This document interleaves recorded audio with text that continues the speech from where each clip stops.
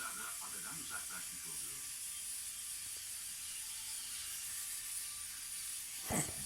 Yavruları adadan uzakta, yani daha fazla zaman ve enerji harcayarak avlanmaya mecbur bırakıyor. Geri döndükleri zaman da yavrularını arayıp bulmak zorunda kalıyorlar.